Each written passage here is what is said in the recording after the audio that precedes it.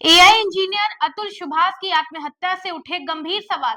पत्नी और ससुराल पर आरोप, महिलाओं के कानूनों के दुरुपयोग और न्याय की गुहार। नमस्कार, मेरा नाम कृति मिश्रा है और आप देख रहे हैं जनदर्पण न्यूज। आज की ये खबर न केवल एक व्यक्ति की दुखद कहानी है, बल्कि हमारे समाज, न्याय व्यवस्था और उन सभी कानूनों पर भी सवाल खड़ा करती है जो महिलाओं की सुरक्षा के लिए बनाए गए थे, लेकिन कुछ मामलों में उनका दुरुपयोग हो रहा है। ये घटना है बेंगलुरु के एआई इंजीनियर अतुल सुभाष की, जिनकी आत्महत्या ने इन सभी मुद्दों पर गंभीर चर्चा की जरूरत को उजागर कर दिया है। क्या हुआ था अतुल सुभाष के साथ? अतुल सुभाष बेंगलुरु की एक निजी कंपनी में एक होनहार एआई इंजीनियर के रूप में काम कर रहे थे। 9 दिसंबर को उनका शव उनके मंजूनाथ लेआउट स्थित घर में फंदे से लटका पाया गया। पुलिस को उनके कमरे में एक तख्ती मिली जिस पर लिखा था, न्याय मिलना बाकी है। अतुल ने आत्महत्या से पहले 24 पन्नों का सुसाइड नोट लिखा और 1.5 घंटे का एक वीडियो रिकॉर्ड किया। इनमें उन्होंने अपनी पत्नी निकिता सिंघानिया और उसके परिवार पर मानसिक प्रताड़ना और कानूनी दुरुपयोग के गंभीर आरोप लगाए। अतुल ने अपने सुसाइड नोट और वीडियो में साफ लिखा, मेरी पत्नी और उसके परिवार ने मेरे खिलाफ कानूनों का ऐसा दुरुपयोग किया है कि मैंने जीने की सारी उम्मीदें खो दी हैं।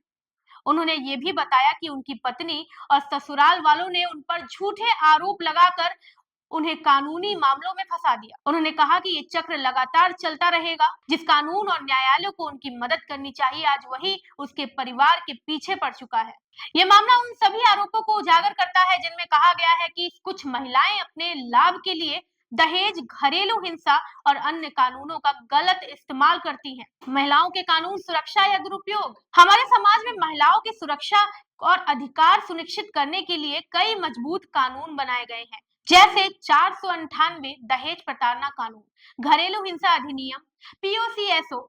इन कानूनों का उद्देश्य महिलाओं को अत्याचार से बचाना है, लेकिन कुछ मामलों में इनका दुरुपयोग देखा गया है। अतुल सुभाष का मामला ये सवाल खड़ा करता है कि क्या इन कानूनों का दुरुपयोग किसी व्यक्ति को आत्महत्या जैसे कदम उठाने पर मजबूर कर सकता है। कई पुरुष अधिकार संगठनों का दावा है कि दहेज कानून और घरेलू हिंसा अधिनियम जैसे प्रावधानों का उपयोग व्यक्तिगत प्रतिशोध के लिए किया जा रहा है। अतुल के भाई विकास कुमार की शिकायत पर मराठावाली पुलिस ने उनकी पत्नी निकिता सिंघानिया, सास निशा सिंघानिया, साले अनुराग सिंघानिया और चाचा सुशील सिंघानिया के खिलाफ केस दर्ज कर लिया है। पुलिस ने आईपीसी की धारा 108 पुलिस ने आईपीसी की धारा 108 के तहत मामला दर्ज किया है, लेकिन सवाल यह है कि क्या ये मामला न्याय व्यवस्था में मौजूद खामियों को उजागर करता है, जहां पुरुष की शिकायतों को गंभीरता से नहीं लिया जाता। अतुल के कमरे में लटकी हुई तख्ती जिस पर लिखा था, न्याय मिलना बाकी है, केवल शब्द नहीं है। ये उन हजारों पुरुषों की आवाज है जो महिलाओं के कानूनों के दुरुपयोग के शिकार हुए हैं।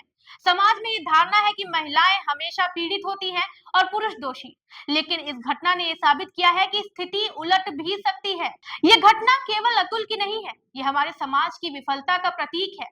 क्या हम मानसिक प्रताड़ना झेल रहे लोगों की मदद कर पा रहे हैं?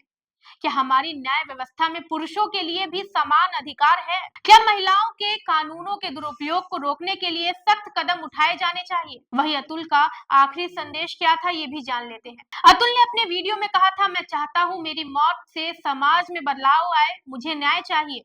ये संदेश केवल अतुल का नहीं, बल्कि उन हजारों पुरुषों का है जो मानसिक और कानूनी प्रताड़ना का शिकार हो रहे हैं। आपका क्या कहना है? ये घटना हमारे समाज, न्याय और कानून व्यवस्था के लिए एक आईना है। क्या अब समय नहीं आ गया है कि हम इन मुद्दों को गंभीरता से लें और ऐसे मामलों को रोकने के लिए ठोस कदम उठाएं? क्या आपको लगता है कि महिलाओं के कानूनों के दुरुपयोग को रोकने के लिए सख्त नियम बनाए जाने चाहिए? अपनी राय कमेंट में हमें जरूर बताएं और देखते रहें जनदर्पण न्यूज। धन्यवाद।